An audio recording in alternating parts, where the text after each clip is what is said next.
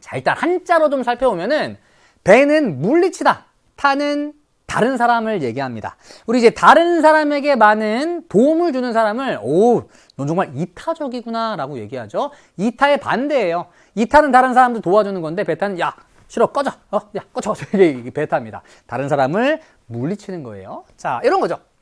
여기가 만약 우리나라 저의 배타적 경제 수역이라면 다른 사람을 물리칠 수 있는 겁니다. 야 꺼져 안돼 물리치는 거예요. 물리치고 권리를 받는데 어떤 권리를 갖느냐?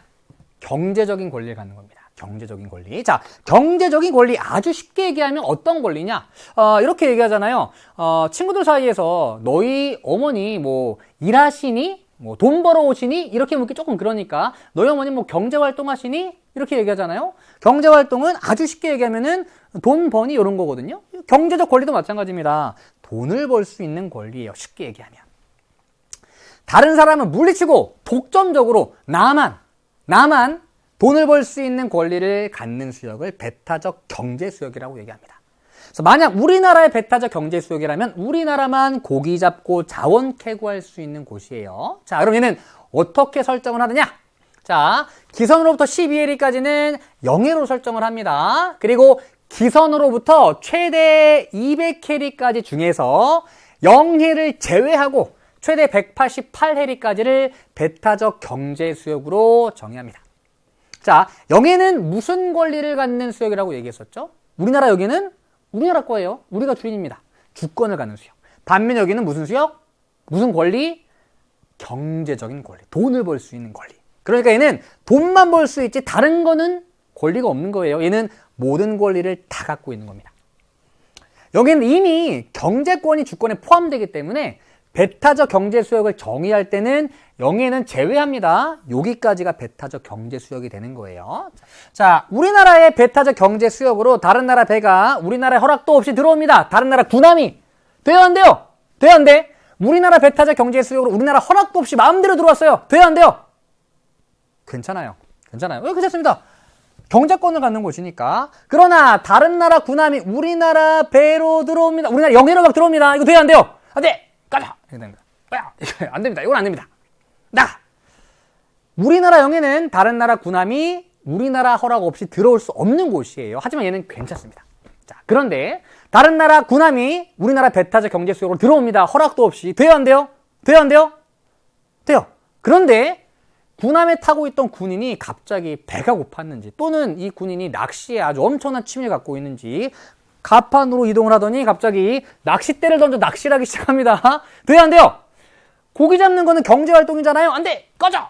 안 됩니다. 이건 안 되는 겁니다. 고기 잡는 건 경제적인 활동이니까 이동은 되지만 고기 잡는 건 안 돼요. 다른 나라 비행기가 우리나라의 배타적 경제 수역으로 들어옵니다. 허락도 없이. 돼요, 안 돼요? 괜찮아요. 괜찮습니다. 그런데 얘가 갑자기 점점 이동하더니 우리나라 영해 상공으로 들어옵니다. 돼요, 안 돼요? 꺼져! 이건 안 되는 거지. 우리나라 영공은 우리나라 허락을 받고 들어와야 됩니다. 그래서 여긴 안 되고 여기는 된다는 겁니다. 그래서 배타적 경제 수역은 경제적인 권리만을 갖기 때문에 이동은 자유롭다. 이게 포인트가 되는 겁니다.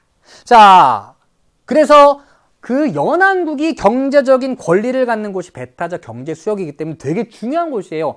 독점적으로 고기 잡고 자원 캘 수 있는 곳이니까. 그래서 모든 나라들은 저마다 최대한 배타적 경제 수역을 많이 확보하려고 엄청나게 많은 노력을 합니다. 그런데 문제가 있어요. 우리나라는 일본이랑도 가깝고 중국이랑도 가까워요. 그래서 우리나라와 일본이, 우리나라와 중국이 모두 200캐리까지 뻗을 수가 없습니다. 그래서 협상을 합니다. 잘 됐을까요? 잘 안 됐습니다. 왜냐면 저마다 자기 나라의 이익만을 추구하니까 그래? 일본 그래 너희 진짜 좋은 나라지. 내가 너희 뭐 많이 가져가. 이럴 나라고 누가 있겠습니까? 우리나라가 더 많이 가져갈 거야. 너 그거 가져간다고 안 돼. 이러면서 이제 협상이 잘 안 됐지만 어느 정도는 임의의 수역을 만들어 놓았습니다. 자, 옆에 한번 읽어보시기 바라고요. 왼쪽 볼게요. 결국 우리한테 중요한 건 이 그림이거든요. 자, 여기는 한일 중간 수역입니다. 중간 수역. 우리나라와 일본이 공동으로 관리하는 수역이에요. 다시 얘기하면 우리나라와 일본이 모두 고기 잡을 수 있는 곳. 그게 바로 한일 중간 수역입니다. 주의할 것은 여기도 한일 중간 수역입니다. 여기뿐만이 아니라 위치가 왠지 조금 애매하잖아요. 여기도 한일 중간 수역입니다. 다음 중국과도 비슷한 수역을 하나 만들어 놓았습니다. 이름이 한중입니다. 한중 잠정 조치 수역이에요. 그래서 여기입니다. 여기는 이름만 다르지, 그러니까 이름과 해당 국가만 다르지 성격은 똑같아요. 우리나라와 중국이 공동으로 관리하는 수역입니다. 한중 잠정 조치 수역. 그리고 여기는 이제 우리나라의 배타적 어업 수역이 되는 거죠. 이쪽은 이제 일본의 배타적 어업 수역이 되겠죠. 이런 식으로. 그래서 여기는 영해, 그렇죠? 우리나라 배타적 어업 수역, 한일 중간 수역, 한중 잠정 조치 수역. 여러 수역들이 있는데 각각의 수역에서 다른 나라가 할 수 있는 일과 할 수 없는 일들을 많이 물어본다고 제가 맨 처음에 얘기했었죠. 이런 겁니다. 러시아 배가 이동해 옵니다. 러시아 배가 이동해 와서 러시아 군함이 이동해 옵니다. 러시아 군함이 우리나라의 배타적 어업 수역으로 들어옵니다. 돼요, 안 돼요? 돼요.